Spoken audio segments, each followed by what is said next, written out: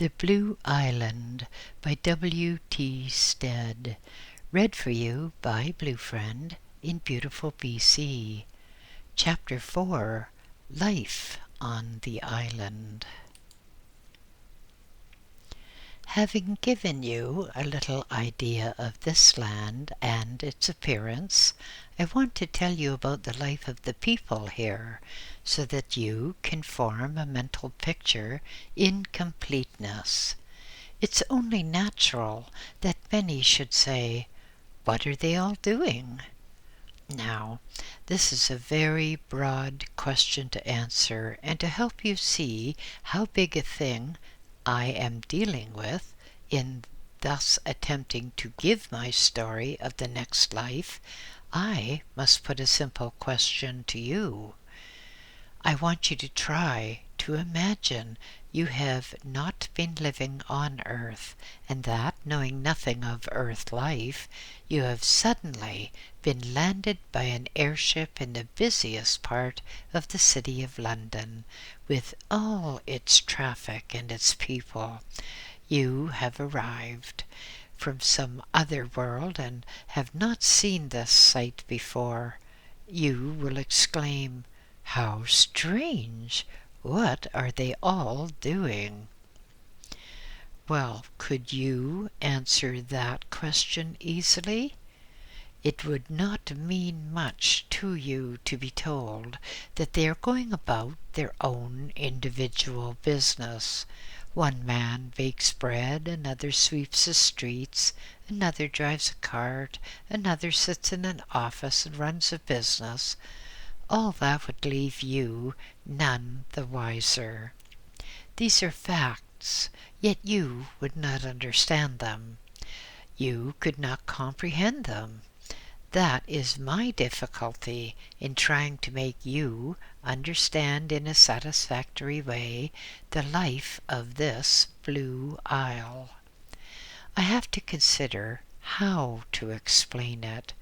It is no use my telling you that one person sits by the sea all the time, weeping because of her parting from her lover. Another is in a mental stupor for drink, and another still thinks he's ringing the bells of his local chapel on Sunday, etc., etc. That's not the life. Those are only little bits of it, atoms of the whole. I do not want to particularize, I want to generalize with some detail.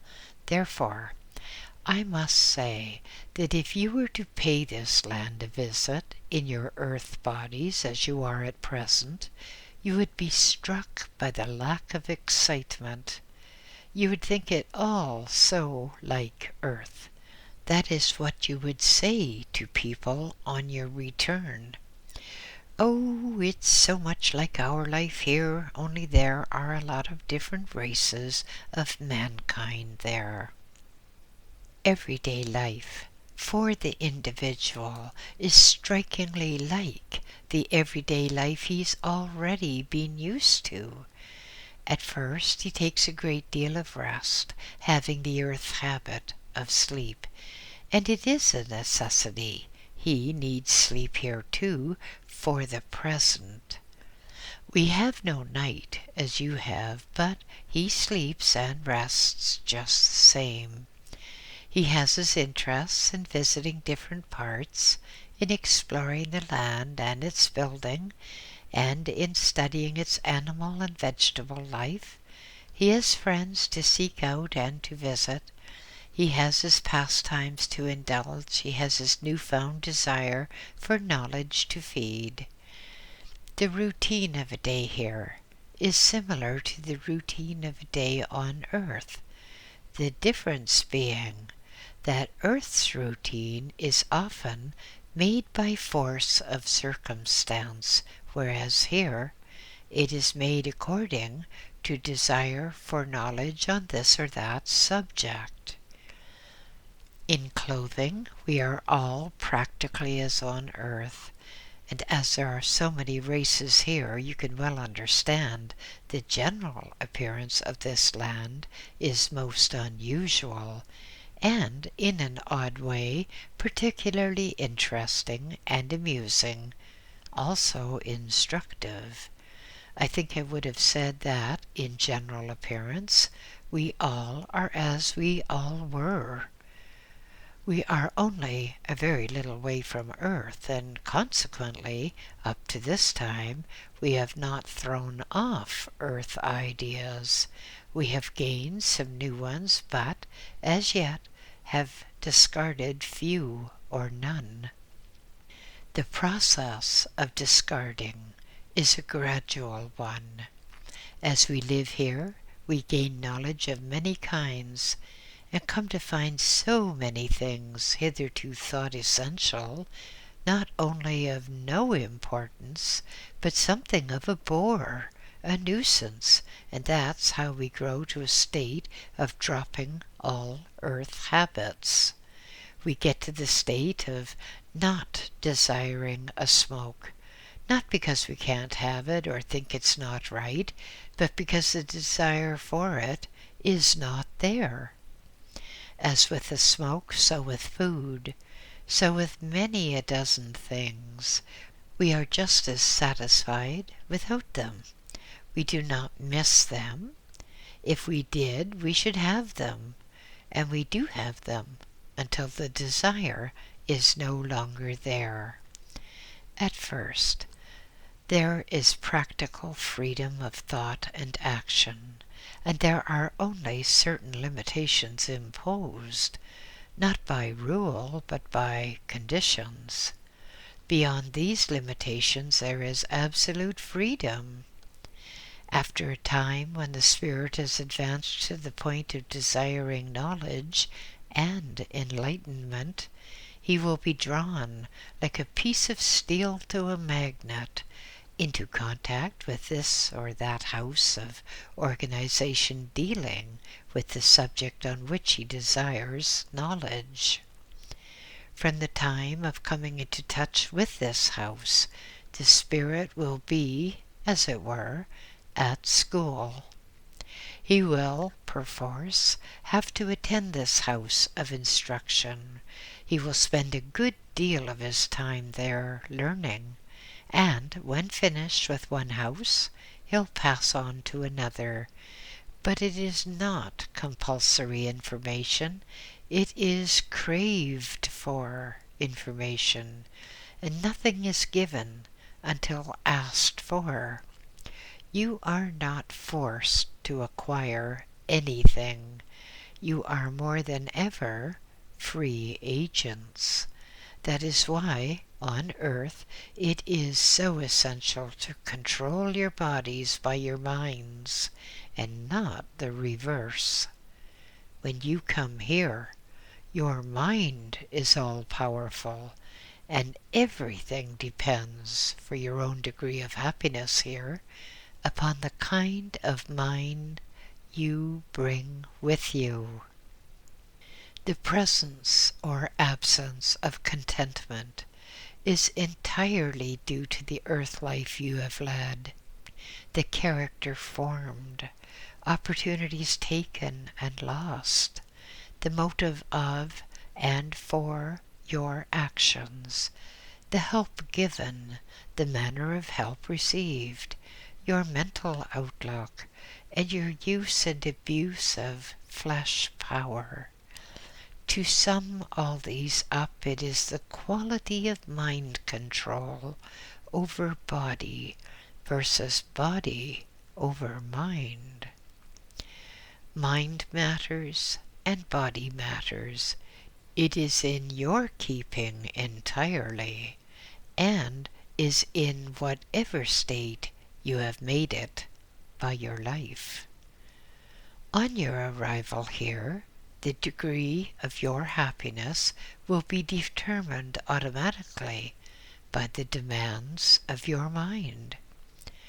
When you are inclined to ask, "What are they all doing there?" turn your mind to some dear one on earth who has taken up and out of the way kind of life somewhere abroad, where you are not in constant and intimate touch, and say of him, I wonder what he's doing now. Then answer it yourself by saying, I suppose he's carrying on. And so are we people in the Blue Island. Chapter 5. Intimate Life.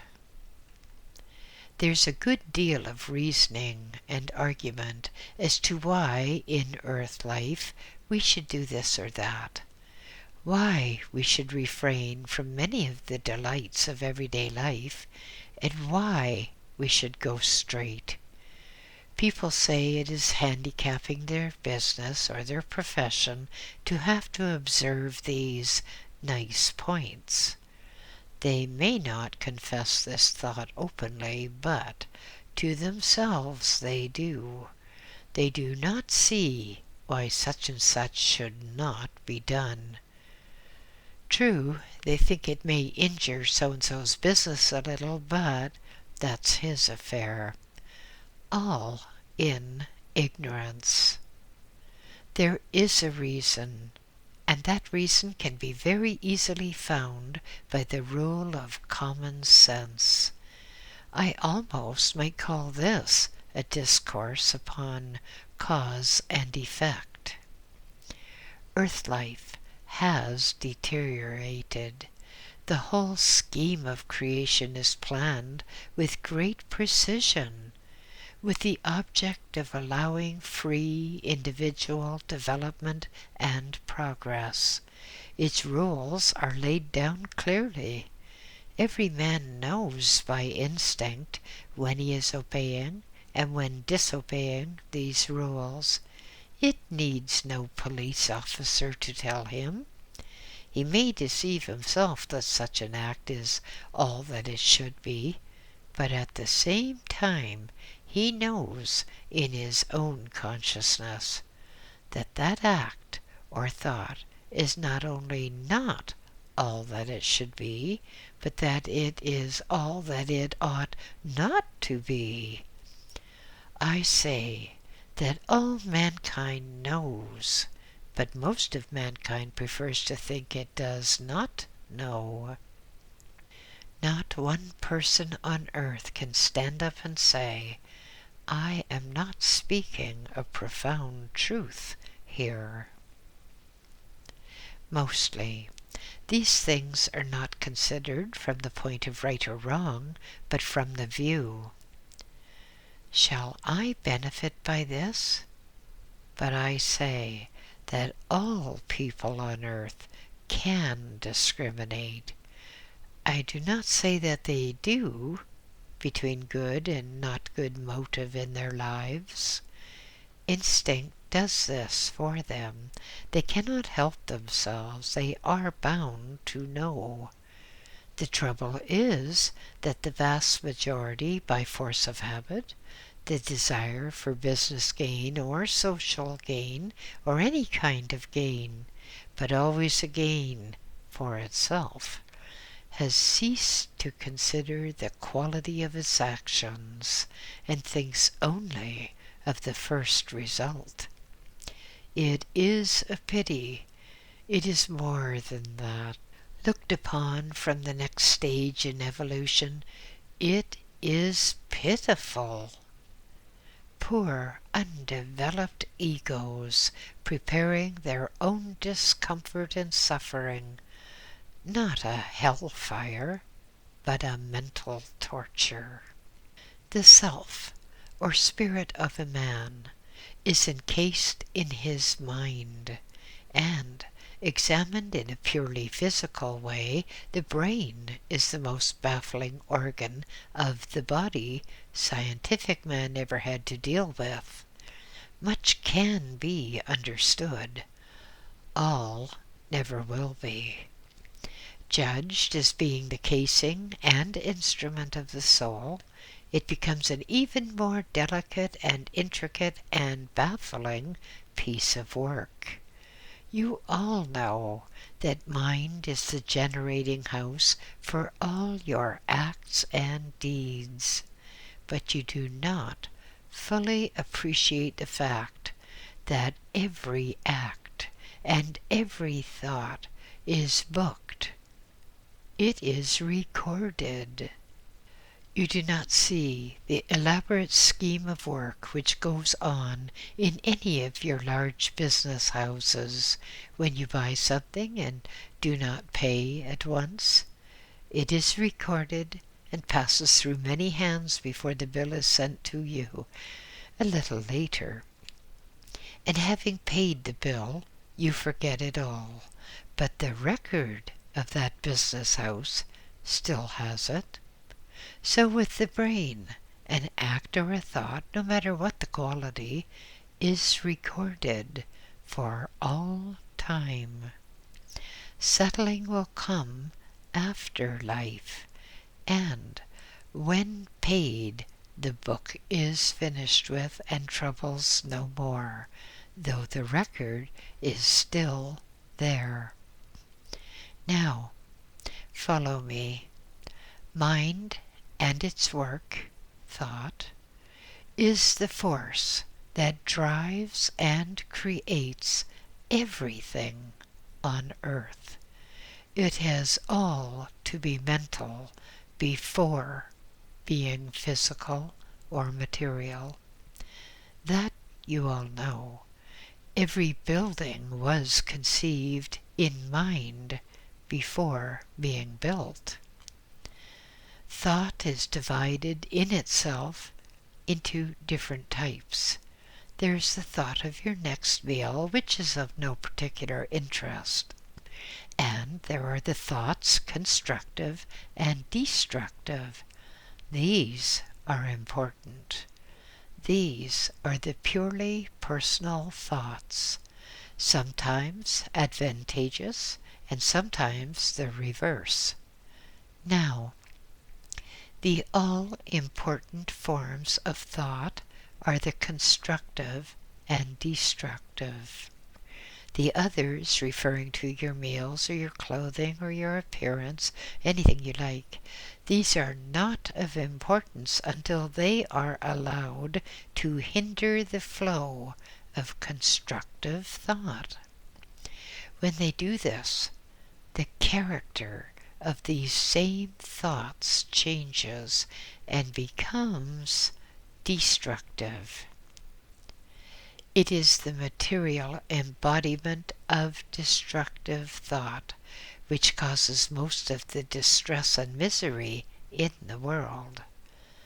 The sum total goes on increasing and will continue to increase until mankind as a whole and individually will listen and try to understand a little more about himself beyond what it is necessary for him to know for the selling of his goods, and thus give fuller play to the beneficent action of constructive thoughts, which alone can redeem and save the world. Chapter 6. More about intimate life. To a great extent, the individual hardships of earth life are directly due to wrong thinking. I am fully aware that people are placed in many different positions right from birth. Some inherit unhappiness and difficulty from their parents, and their lot in life is harder, and their pleasures are less than in the lives of those who are born in better conditions. Accepting these differences of position and condition, one man a life of much hard work, another a comfortable and perhaps rather idle life, the same rule of thought applies. The man who has grown up under hard conditions is, by circumstances, forced into a groove of thought, a regular rut. He cannot help himself because there are no real attempts made by any to change his outlook. He may meet with material help from time to time, but he meets with little practical mental assistance. He's under the disadvantage of his lifelong earth conditions and is in ignorance because he does not understand and has little opportunity for learning about these things. By his thought, he adds to his difficulties instead of easing and finally removing many of them. The other man, who's comfortably settled and has no particular worries, does precisely the same thing. He trudges along in the same mental rut, stagnation. Mental stagnation and the same results will fall to both of them hereafter. They're both building up their future states. Then, there are people of keen intelligence, clever people, who use their brains to achieve material gain, no matter what the cost to others. These people are indulging in the most positive form of destructive thought. They are not like the other two, negative. They are very alive, alert, and positive. They are at once using destructive and constructive thought. The latter is entirely misapplied, and when they come here, the account against them will be much heavier, because they will have built up a wall of greedy thought, which themselves have originally sent out, in which they must settle in this next condition. A thought, no matter what heading it comes under, that has come into your mind and which you have sent out, is an accomplished thing so far as your mind goes. Your physical act may or may not keep swift accompaniment with that thought. That does not matter from the point of view of what you are building up for yourself here in mind. Once having had his thought, it is done so far as your mind is concerned, and whether you follow it up actively or not, you have to make repayment for it when you come here. I am not speaking about the 1,000 trivial thoughts of every hour, but about those which I might describe as having personality. You will say, it's impossible to control every thought of the day, and I agree that it is.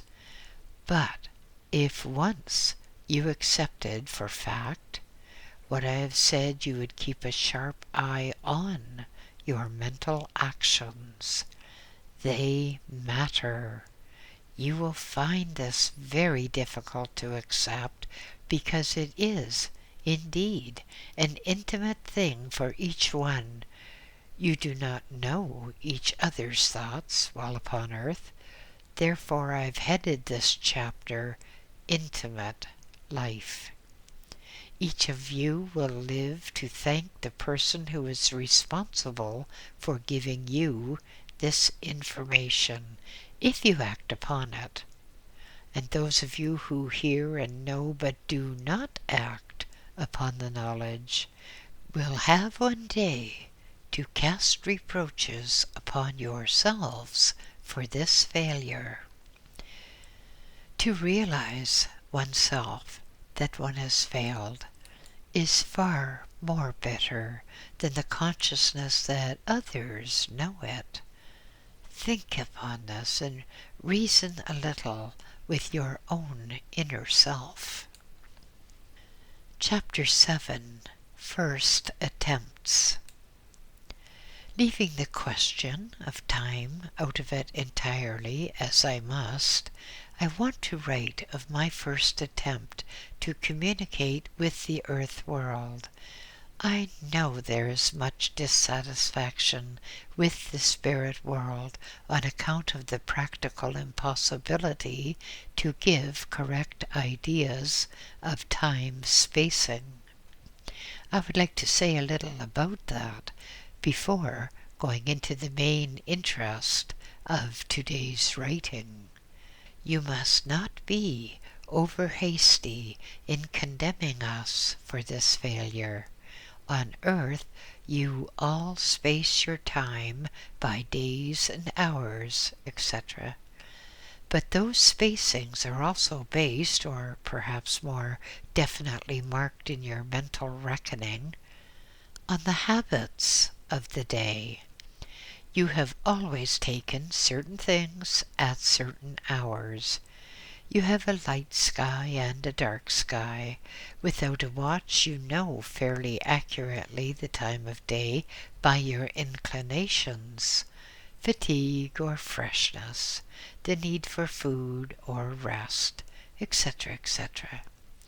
Now, on this side of the grave, we have no real necessity for rest or for food. We have no dark sky, only a light one, and we have, for the sake of the present illustration, an unlimited supply of energy. Consequently, we're not able to break up time into spaces which correspond with Earth's spacings. We do break up our time, but it is not your breaking.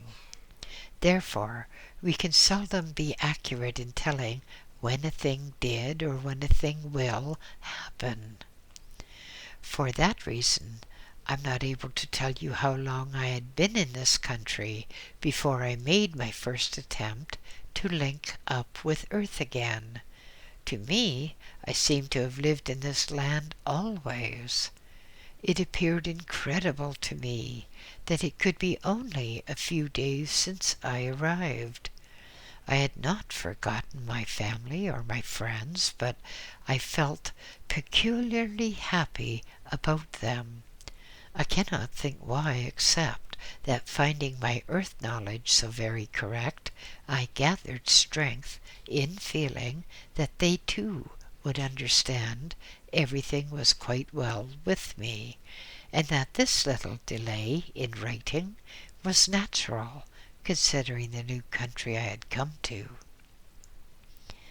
The house, which is given over to this work in the Blue Island, had been a regular haunting place of mine ever since my father had told me of it, together with the works of the other buildings. I went to this house a great deal, and received much help from the various people in charge. They were all very sympathetic, but entirely business-like. It was not merely a house of tears and sympathy, it was an amazingly well-organized and business-like place.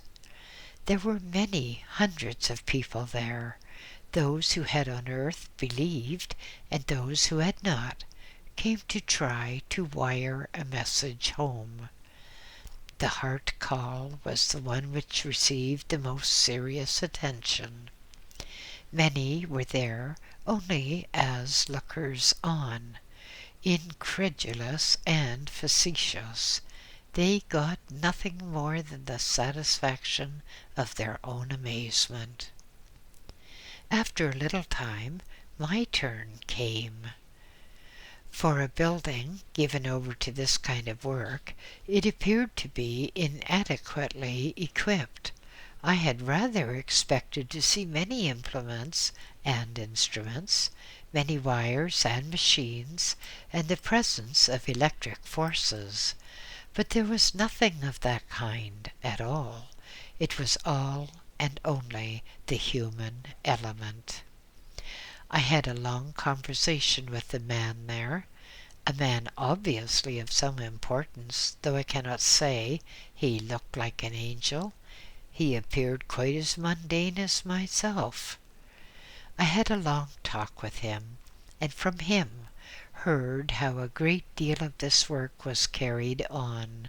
He told me they had a system of travelers whose work was very close to physical earth. They had the power of sensing people who could and would be used for this work at the other end. These men could locate and then tabulate the earth people, marking each individual ability, and when the newly arrived spirit came in search of help, these sensitives on earth were used as each could be used. This is a sketchy outline of the work done in that building. There I came frequently and tried to get my messages through to home by more than one means. I succeeded in some ways, failed in others. The Spirit has much to do himself with the success or failure attained. A great deal depends upon him.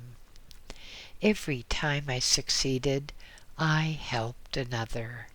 Every time I failed, I went for help and got it. Having given much time and study to the subject on earth, I was given unlimited assistance at this end of the line, now that I needed it. I want to explain how I got some of my first messages through, and how I knew I had succeeded. We had been taught by this time how to come in close contact with the earth, although it was not possible for me to do this alone. I had a helper with me. I must call him an official. He came with me to my first trial. We came into a room which seemed to have walls made of muslin, something and yet nothing. I know it was a house, and was conscious of the walls of the room, and yet they seemed such poor things because we could see through them and move through them. I could not have done this by myself at that time, but with my official we did. Then came the attempt. There were 2 or 3 people in this room, and they were all talking together about the horror of this great disaster, and about the probability of people coming back. They were holding a séance, and my official showed me how to make my presence known. The controlling force, he told me, was thought. I had to visualize myself among these people in the flesh.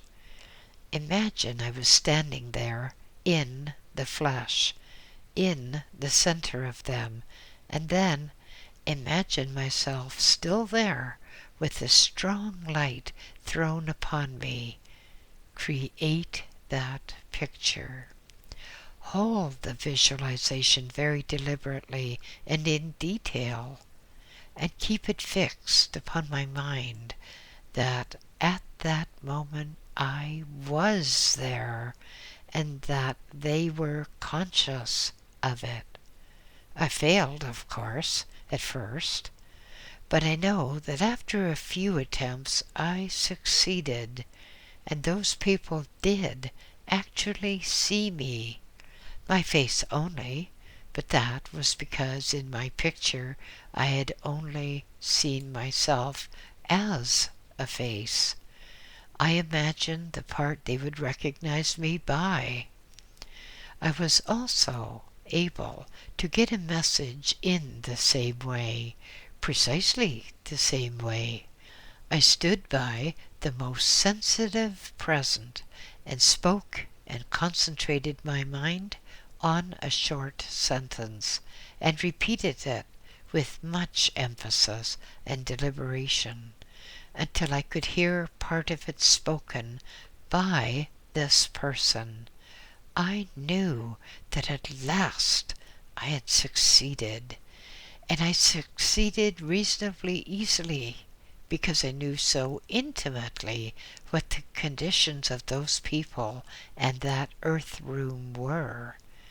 Many who had not my earth knowledge made little impression at all. There was none of my own family present at that time.